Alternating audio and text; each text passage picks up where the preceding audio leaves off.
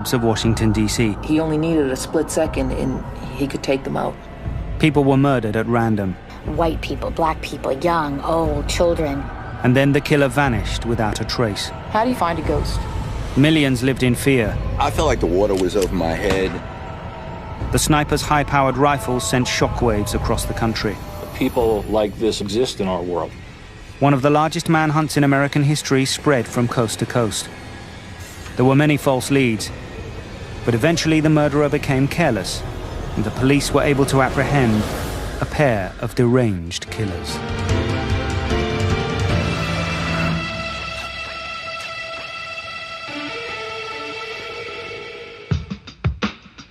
Montgomery County lies just north of Washington, D.C., in the state of Maryland. The capital of the United States has had a reputation for violent crime. But its suburbs are affluent, calm, safe places to raise kids. In 2002, the tranquility of the suburbs was shattered by the blast of a sniper's gun. It all began on October the 2nd at the Glenmont Shopping Center. James Martin was picking up some groceries after work, before heading home to his wife and 11-year-old son. Out of nowhere, there was the sound of a gunshot. A shopper in the car park heard an unsettling groan. She looked up and saw James collapse on the ground. I'm at Shopper's Warehouse on Randolph Road, and a man just fell in the parking lot. There was a loud noise, but we're not sure if he was shot. The frightened caller was hiding behind her car, clutching her 5-year-old child. Is he bleeding? Yes. Where's he bleeding from? I don't know. I'm like half an aisle away from him. Is it inside? No, it's outside in a parking lot. Oh, there's a police officer here now. One of the first persons there was a police officer who heard the shot. James was unconscious and bleeding heavily from his chest. He was trying to lend medical attention to the victim, but he was also keeping his eyes out looking for suspect information. The victim died in minutes. 11825, code 6. A detective at the scene phoned Assistant Chief of Police Deirdre Walker. He explained the circumstances of James Martin's shooting, which were very deeply troubling, obviously. A small entrance wound and a large exit wound indicated that he had been killed by a shot from a high-powered rifle. I start running through my head the possible causes of something like this, because in Montgomery County, we just don't have drive-by shootings involving high-powered weapons. I remember hanging up the phone and just having this feeling of wondering when the other shoe was going to drop. Police searched the area for bullet casings, but found none. They checked the car park for evidence, but found nothing. As night fell, police were left with no clues, only questions. Who would want to kill James Martin, and why? A terrifying answer began to form as the violence continued at about 7:40 the next morning. It was earlier in the morning, and Sonny Buchanan was cutting the lawn. At first, neighbors thought Sonny's lawnmower had malfunctioned and injured him. The call first went out. It went out as a medical emergency. What's going on there? This guy's lawnmower did something, man. It chopped him up. He's bleeding real bad. He's down and out. But when paramedics arrived, it was clear that this was no accident. Sonny was rushed to a hospital. By then, his heart had stopped and was completely drained of blood.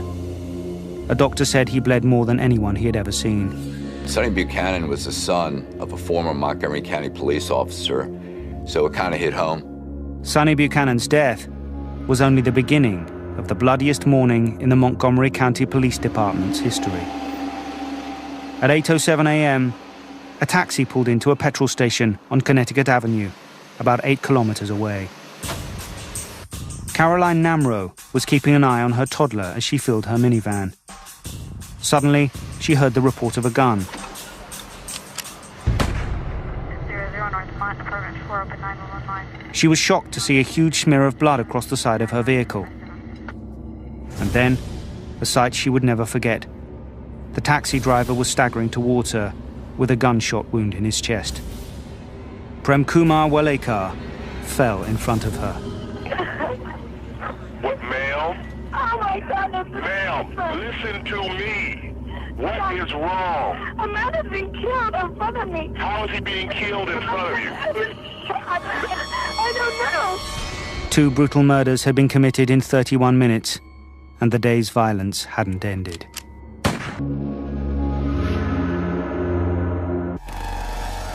Around breakfast time on October the 3rd, 2002, 2 men were shot dead in the normally peaceful suburbs just north of Washington, D.C. Each of them had been hit by a single bullet from a high-powered rifle. A few minutes later, the killer struck again. Sarah Ramos had been waiting for a ride outside a senior housing complex called Leisure World. She had moved to the US from El Salvador in Central America. There she'd been a law student, but in the States, she made ends meet by cleaning houses. Fire an ambulance. Yes, I need the ambulance, please. Eyewitness accounts only added to the confusion. The girl just shot herself. She just shot herself. We got a possible 1056 at Leisure Wood. Please advise. It was the 3rd brutal murder in less than an hour. It came out as a possible suicide, and that I knew instantly it wasn't. I don't see a weapon. You don't see a weapon? No. This time, police found the bullet that had shattered Sarah's skull. The .223 caliber bullet entered her forehead, exited through her neck, went through a window, and landed on the floor of the restaurant behind her. Fire an ambulance. Chaotic radio traffic filled the airwaves as emergency response teams raced to keep up with the murders. She's unconscious. She's got blood coming out of her nose and her mouth. And where? North and Connecticut Avenue. But the killer was relentless. His next victim was Lori Lewis Rivera, who was cleaning her car at a petrol station. Like a bomb? Yeah, but it wasn't a bomb. I mean, it was like that kind of noise. It was like a gunshot, maybe? Kind of. The quiet suburbs had never seen anything like this. We're having a shooting about every half an hour. All 5 killings were clustered in 25 square kilometers of Montgomery County. The annual homicide rate had just shot up 30%. There had been another incident about an hour before James Martin was shot while shopping. Less than 5 kilometers from the supermarket, employees at a craft store heard a loud crack and found a bullet hole in their window. The round just went high. It actually entered at about the 6-foot level in the window. They've recovered some fragments from an artificial flower in the store. So far, the police had found no connection between any of the victims. Different ages, different sexes, different races of the victims. That was the most troubling part. And there had been no secondary crimes like robbery at any of the shootings. We knew we had to counter this threat, and we knew we had to do it immediately. A sniper, or possibly a team of snipers, was stalking the people of Montgomery County. So right away, we had to put all our assets out. We had to put them out immediately, and we had to go with a quick plan. SWAT teams were deployed throughout the area. We were going to engage this guy, that he was pulling us along, and we were going to end up in a hot confrontation with him. While police marksmen waited for a possible shootout, other snipers helped with the investigation. We sent out our trained snipers to go to each location to come back and report what they believe happened in these locations. The locations were all in public places. Undercover cops flooded similar areas, hoping to catch the killer in the act. At each crime scene, the detectives faced the same nagging question: where could someone with a rifle have hidden? There is no forest or woodland. There is no cover. And for no lookouts to come out, we realized that maybe a vehicle could be involved. The one and only lead police had so far seemed to support this theory. We had a witness who had seen a white panel truck in the area where the victim up at Leisure World had been. Apparently this witness had heard the shot, turned around and saw that white panel truck. Suddenly, it seemed as if white vans and panel trucks were everywhere. Police knew they would find more clues in the bodies of the victims. There were now 5 corpses at the coroner's office. The autopsies could provide crucial evidence. We had to look at if there was any elevation, which would lead us to believe they were taking these shots from rooftops. And we also needed to know what type of damage occurred to these victims on that day. But even before the forensics could be completed, another panicked call came in. 911 emergency. Yeah, we got a guy just shot out here. That night, Pascal Charlot, an elderly Haitian immigrant, was gunned down while crossing the road. He was just over the Montgomery County border in Washington, D.C. I went to the scene on that, and it kind of led me to believe like maybe they saw that this individual was in Washington, D.C., and they wanted to extend the killing field to another location within the metropolitan area. On October the 4th, 2002, Washington, D.C. area residents awoke to a new reality. Pumping gas, going outside, you're much more aware of what's going on around you. The fear was palpable. There was just this sense of foreboding as people went about doing their work. 6 innocent people had been gunned down in less than 48 hours. Police had no suspects, no motive, and very few leads. Now, everyone felt like a target. When people went to put gas in their car, they would bob and weave. People walked down the street, they wouldn't walk in a straight line. Montgomery County Police Chief Charles Moose selected his most experienced detective to lead the investigation, Barney Forsyth. The chief, of course, asked me, he says, what's the link? And I said, Chief, at this point, we don't see a link. And so that's the commonality, is that there is no link. And of course, that's one of the most difficult type of cases to deal with. Chief Moose made an early decision to deal with the crisis by presenting as much information as possible to the public. They still all appear to be random victims, don't appear to be anyone's enemy, don't appear to be involved in anything coordinated, just simply random targets.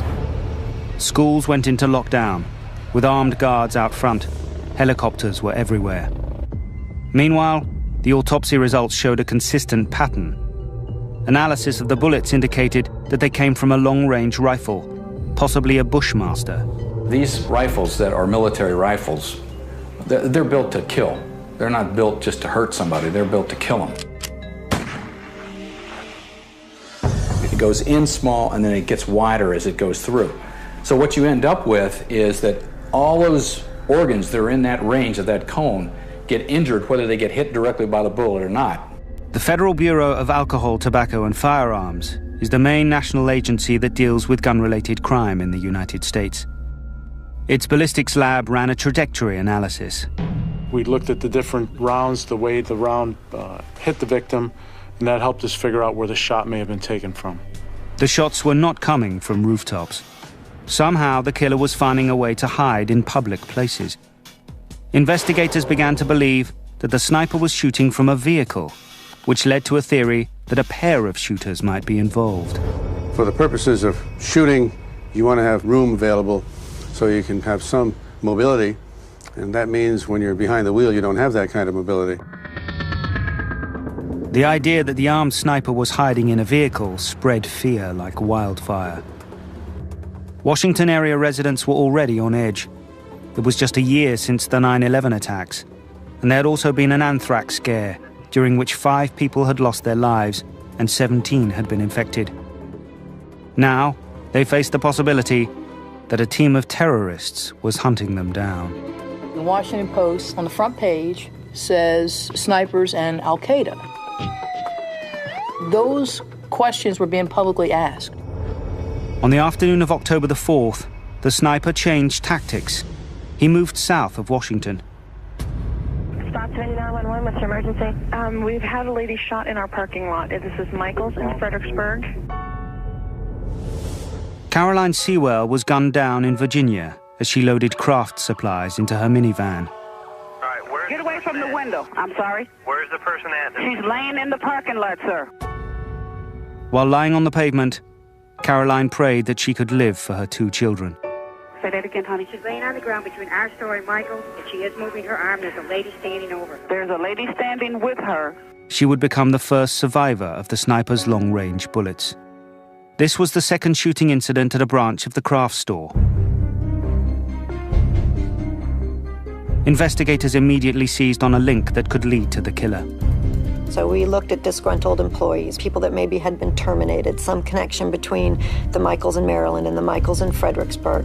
Of course, nothing was really developed. There was nothing there. There was so little, in fact, at every crime scene. After each killing, the gunman vanished into thin air. Detectives were mystified. We had no physical description. We had no good eyewitnesses. How do you draw up a plan to find a ghost?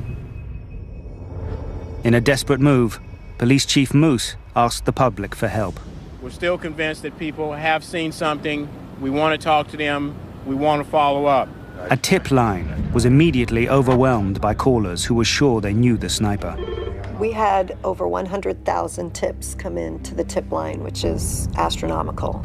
Detectives began working around the clock to follow every worthwhile lead. Meanwhile, Assistant Chief Drew Tracy scrutinized the sniper's every move in search of a pattern. They were close to major roadways. We realized there were strip malls, and we realized that certain stores were consistent at these places. We also realized that they knew the traffic patterns in the area of Montgomery County. Rather than get stuck in heavy southbound traffic, the killer, or killers, traveled north after a morning shooting. They went to the path of least resistance. Based on those movements, police devised a scheme to trap the sniper. It was called the Concentric Circle Plan. An immediate response team would be ready to deploy within 1 minute of an emergency call.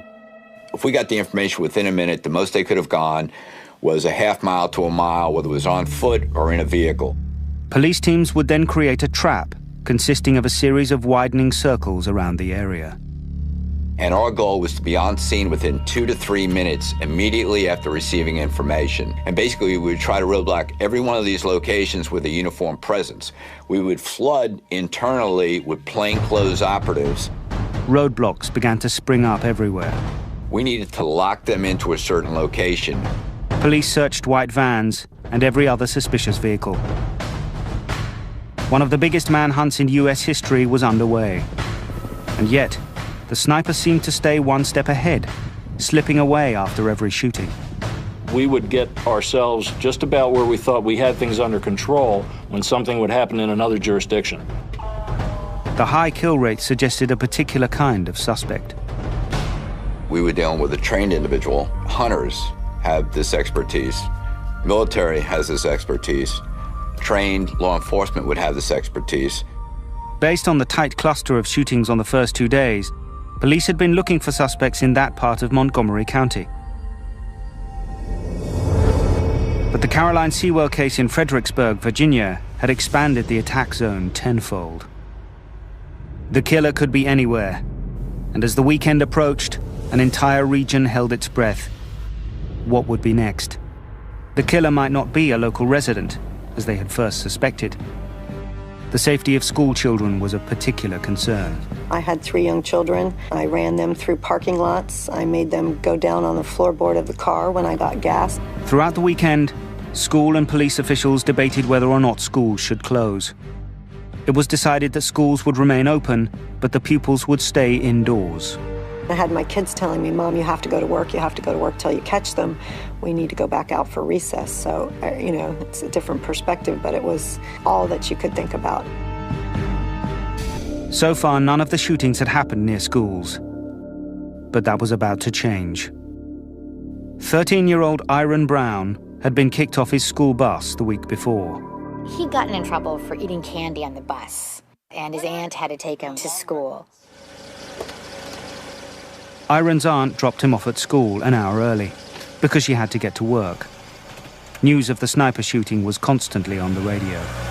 No incidents, no activities at the school. Very safe day for young people. She turns around and there he is lying on the ground, bleeding. Iran Brown was really losing consciousness in the car. His aunt was a nurse, she was trained. And she called the hospital ahead of time, and she was racing through traffic. And she kept saying to him, hang in there, I love you.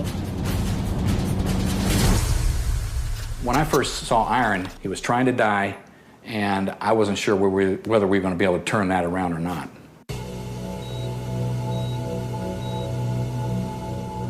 This is our home. This is our community. We took an oath to protect and serve. And these guys come in and make a mockery. Fear. You see the looks of people out here. It's just uncontrolled fear right now.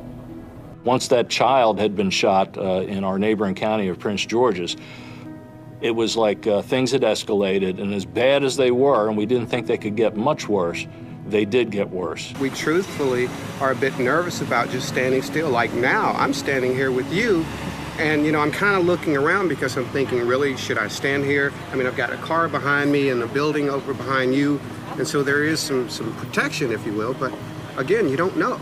Nobody was safe, and I think people had a pretty good grasp of that. I mean, you're supposed to feel safe when you're right in front of the school. If somebody gets shot, you gotta get rushed to the hospital. It's kind of scary. This is just unbelievable.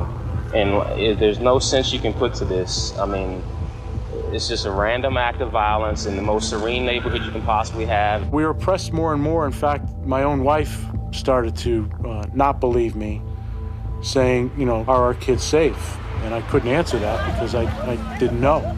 Ever since everything started, I haven't been allowed to go anywhere. I've been in my house. They just cancel the games. Wait a second. This is a grown-up softball league. Mm-hmm. You're adults. Mm-hmm. They've canceled that too? Yes. Why?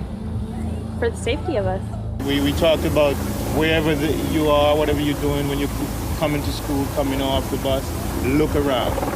Look around. And I've been doing that at service stations and all kinds of things, everywhere I go. Parents felt like their children weren't safe, and they weren't. No one knew who would be shot next. No, they generally take the bus right in front of the door, but since the sniper is around, we don't know what's going on. I have to take them to school myself. Well, we have to go on. We can't keep our kids away from their education just because of this. Because we all need fresh air and the shades are down. And I'd go to my friend's house, but really I'm not allowed outside anymore. Hopefully, this craziness stops today. Knowing the full effect of these events on the community he had vowed to protect, the pressure began to mount for Chief Moose. Stepping over the line, shooting a kid. I guess it's getting to be really, really personal now. Many were startled to see the police chief cry, but those close to the investigation understood. The police felt as though they were failing the community, as they were unable to stop this elusive and ruthless killer.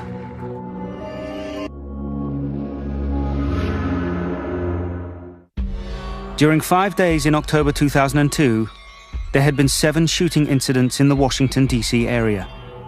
They had all involved a single round from a high-powered rifle. The local police force seemed unable to put a stop to the shooting spree. However, the FBI brought in greater resources to search for the serial killer. A $200,000 reward was offered for information leading to an arrest. Back at the scene of schoolboy Iron Brown's shooting, investigators undertook a forensic walk, stepping slowly, shoulder to shoulder, through the area. And 2 of them discovered what they thought looked like a flattened out area in the shrubs where maybe somebody had been laying, and they pursued that area much more intensely and with a metal rake found the shell casing. They also found a pen barrel with the ink cartridge removed. It was sent to a forensic lab to check it for DNA. But the biggest find of the day was a mysterious tarot card. And it said, "For you, Mr. Police, code, call me God, do not release to the press." So they were using the code, call me God. It was almost like a calling card saying that it's us again and we did it. At that point in time, they did not ask for anything, and that's a scary situation. The suspects made it very clear that they did not want the media notified with regard to this. The task force wanted to honor the killer's request in order to establish communication, but the media were everywhere. No secret was safe. Police were determined to keep the tarot card evidence away from the press. The next day, the tarot card information was leaked, and it pretty much made the front page of the Washington Post. This is the kind of reporting that, while I understand wanting to get a big story, can be very devastating to a case. While the investigation seemed stalled, there was a spot of good news. We have been taking care of a young man. Iron Brown, the 13-year-old shot at school that morning, was going to live. Shell casings from his shooting strongly suggested that a Bushmaster rifle had been used, a weapon that could be lethal in the hands of somebody with little training. Thank you, Chief. Sorry to keep everyone waiting tonight. I talked about that you don't have to have a military training or be an expert marksman with this gun. The investigators had to be careful about information released to the media. At one stage, Mike Bouchard had noted that all the victims had been shot in the torso. Dean Myers was a civil engineer who had been decorated for service in Vietnam. He was on his way from Virginia to Maryland. He was leaving work, and he just stopped to get gas because he had a long ride home back to Gaithersburg. And he got out of the car, and he's pumping gas. A .223 caliber bullet ripped through his skull. It was October the 9th. If you get a bullet wound like that to the head, it doesn't matter what you do, you're dead. There's nothing we can do. 2 days later, Ken Bridges was killed, also at a petrol station in Virginia. On October the 14th, the sniper struck again in Virginia. Ted and Linda Franklin had just bought some shelves and were loading them into their vehicle. When Ted moved towards the front of the vehicle to adjust a seat, Linda walked to the rear. She was standing still when the fatal bullet hit. It was another shot to the head. The right side of Linda Franklin's head was completely blown off. She was the 11th victim of the DC Sniper. And we felt with each new one that we weren't being successful at doing our job and protecting this community. But at this shooting, a witness came forward. Now, that was the first good information we had of a possible suspect, as well as a good descriptor of a vehicle. Sort of a cream or white in color Chevy van. Matthew Dowdy said he was walking out of the hardware store when he saw the killer. A Mideastern-style male, complected, crouching down, taking a shot. He described a white or cream-colored van with a burnt-out rear light. An alert went out to the public. We do want people to continue to watch for things that are out of place, strange behavior. Report that. I'm pleased to say that people continue to call our tip line. There are more bad guys than there are cops, but there aren't more bad guys than there are good guys. So when you put the good guys out there and you ask them to help you with a task, it's a force multiplier, and that's what we were counting on in this case. 2 days later, a detective was reviewing the surveillance tapes from the hardware store. At 9:21 p.m., Dowdy appeared on the in-store security videotape, 3 minutes after the shooting. When they realized that this was a false lookout and that false suspect information. The eyewitness turned out to be a hoax, just someone looking for media attention. 2 weeks after the shooting began, the investigators were back to square one. All the possible suspects from the surveillance tape recorded during Linda Franklin's shooting were eliminated. Sleep-deprived and frustrated, the investigators knew that to catch the sniper, they'd have to work even harder. You just couldn't walk away from the case. I didn't want to go off shift. Your bosses had to send you home. Get your sleep, you're going to have to come back tomorrow, it's a new day. And you'd go home, and on your way home, there was another shooting incident just around the corner. Before this case, Barney Forsyth had been planning to retire from the police force, but those plans were now on hold. It would have been very difficult for me to walk out the door and turn this over to somebody else. Then a lead came from an unexpected place. Tacoma in the state of Washington, on the other side of the country. But again, we encourage everyone to call. Don't assume we have your information. Do not assume that the information you have is no good. As Robert Holmes watched the coverage of the DC Sniper shootings, he had an alarming revelation. He somehow has this gut feeling that his friend John Muhammad is behind this. John Muhammad had been his buddy in the army. He owned a long-range rifle, just like the one shown in the news reports. And here was the clincher. John had an estranged wife who had taken custody of their children and moved to the Washington, D.C. area. So he calls the tip line, and his tip gets completely lost. Ironically, the sniper wanted to talk to the task force too, but he also had trouble getting through. Bradshaw City Police, love calls, the signs recorded. Good morning. Don't say anything, just listen. Where are the people that are causing the killing in your area? Look on the terror card. It says, call me God. Sir, I need to Get your report you people. to that Montgomery County Police Hotline. We're not investigating the crime. Would you like the number? Further complicating the situation, other callers were also taking credit for the crimes. The real sniper got lost in the shuffle. They got desperate for law enforcement to accept that they were the killers when they called, so they brought up a shooting in Montgomery, Alabama, and asked us to look into that shooting. It was you gotta believe me, I'm the sniper, and here's how you can tell I'm the sniper. I immediately called Montgomery, Alabama, and I asked if anyone handled a situation at an ABC store, and he said yes, we had a robbery, homicide. The liquor store shooting was unsolved, and the gun used in the crime was not a Bushmaster.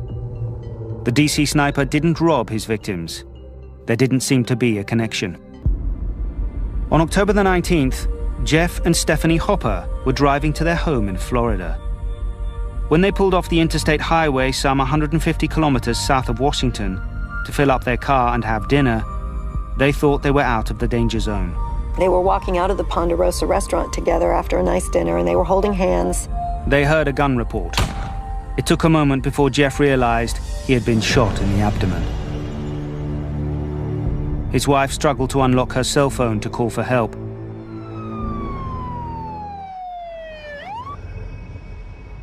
It took 5 operations over 18 days to save Jeff's life. In the woods near the restaurant, an ATF dog found a bullet casing and a note tacked to a tree. The note was tucked inside a Ziploc bag. But the sniper left vital evidence. There was DNA on the Ziploc bag that the note was contained in. It's actually one of the ways in which law enforcement can pick up DNA is with the Ziploc mechanism that draws the DNA from the fingers as you do that. The DNA, however, didn't match anything in the FBI's national database. However, the note was intriguing.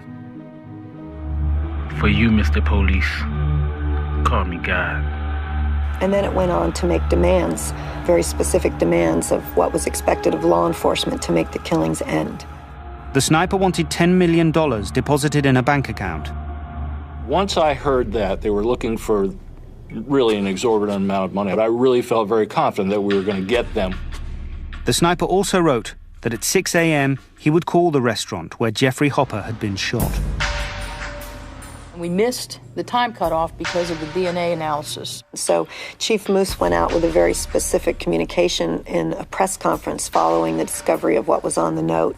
To the person who left us a message at the Ponderosa last night, we do want to talk to you. Call us at the number you provided. Thank you. On the morning of October the 21st, the call came. Finally, the police and the sniper were in direct contact. Is this the Ponderosa? Who is this? Don't say anything. Just listen. The voice on the phone told the police to follow the demands from the note, or more people would be killed. They were to tell the press that the sniper had been caught like a duck in a noose. It ended with a chilling warning. P.S. Your children are not safe.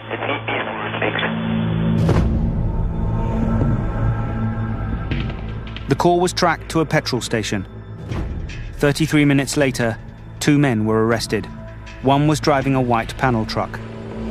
But these men were simply 2 illegal immigrants near the phone at the wrong time.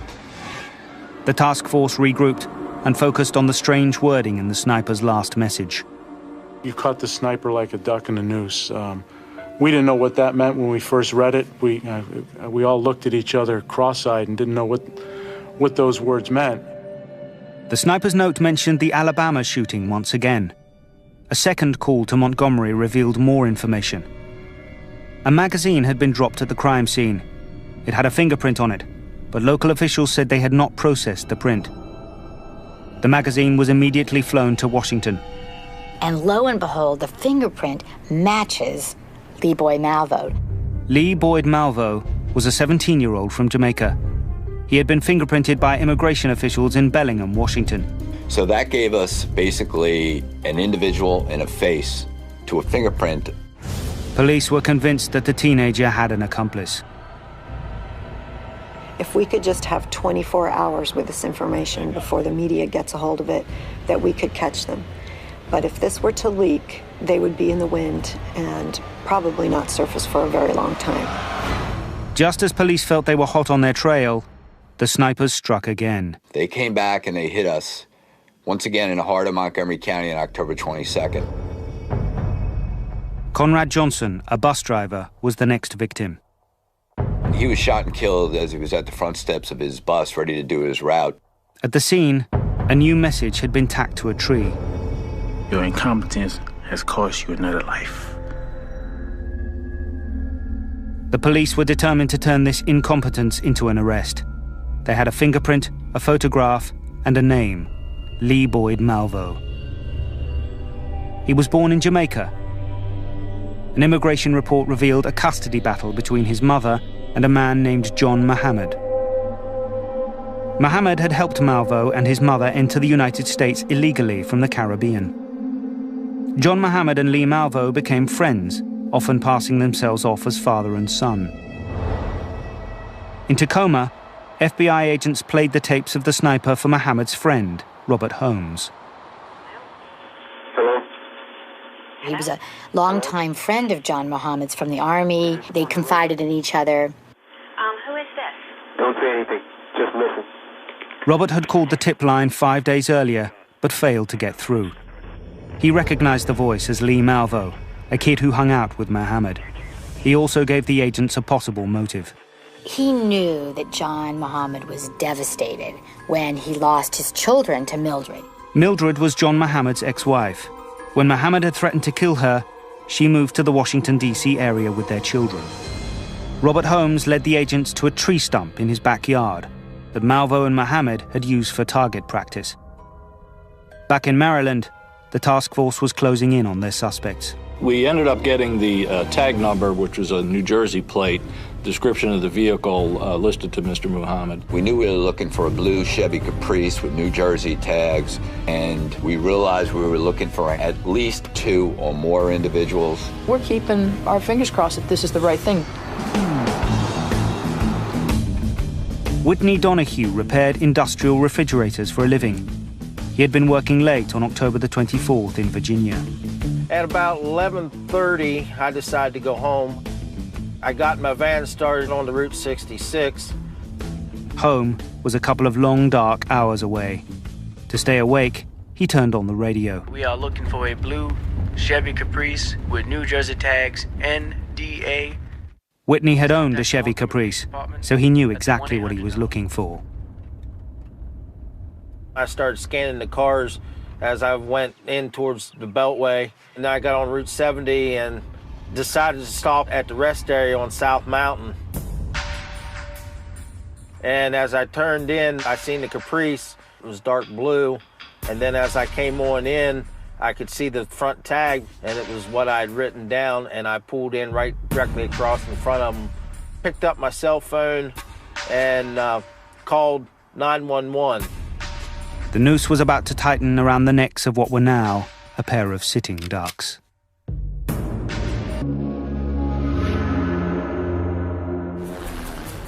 Through good police work, some lucky breaks, and a tip from an observant member of the public, the task force hunting the DC Sniper were about to make the arrest. This would end a 21-day reign of terror. Tactical teams prepared for a shootout. These are the same individuals who trained together and worked together for the prior 2.5 to 3 weeks. They planned the takedown, they got in the wood line, and they executed.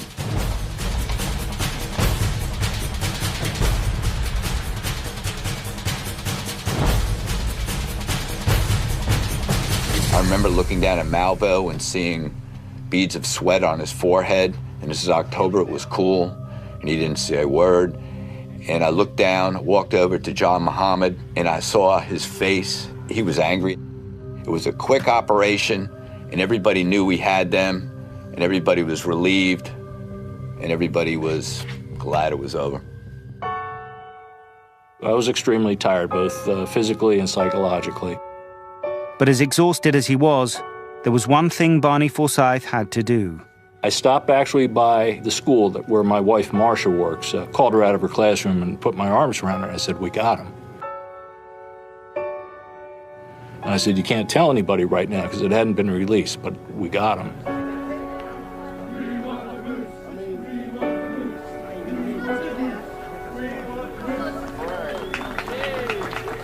We are gathered to share some information with regards to a sniper situation that has been occurring in the Washington metropolitan area. At approximately 1 o'clock a.m. today, a motorist called 911 to report seeing a 1990 Chevy Caprice. And I was home at the time watching the news, and my kids were there, and they were, jumping up and down. Does this mean we're going to have recess again? We can at least say that there's some family that's going to be together tonight because we've got it done. For several days, Lee Boyd Malvo remained silent. But finally, Detective June Boyle got him to talk. Would you like some juice maybe, or some fruit, or some salad? He was hungry, he wanted a veggie burger, and that started the process. We sent out for a veggie burger, 2 of them in fact, and some water. Once he started eating and talking, everything just flowed pretty well. Malvo told her that he would fast before killing because it improved his aim. He just was bragging about how they had planned to do 5 killings in one day. He said because he knew the police couldn't handle it. He gave details of each killing. In the Franklin shooting, he said he aimed at Ted Franklin first. And Linda Franklin moved to the back of the car. He said it only took him 2 seconds. He locked onto her and shot her. He pointed to his head, laughed about it, said it was a great shot. Malvo began to open up slowly, revealing information about his relationship with John Allen Muhammad. He referred to Muhammad as sometimes his best friend, sometimes his father, but they were very tight. Everything they did together.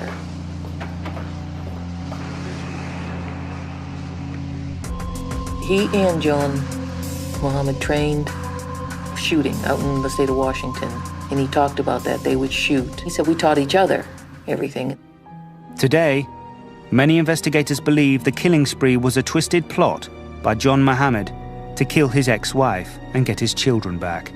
I think it's very plausible that he intended to kill her and make her one of the random victims. John Muhammad had hatred. He was involved, I think when they finally put it all together at the end, there was between 24 and 26 shootings throughout this nation that were involved by both of these individuals.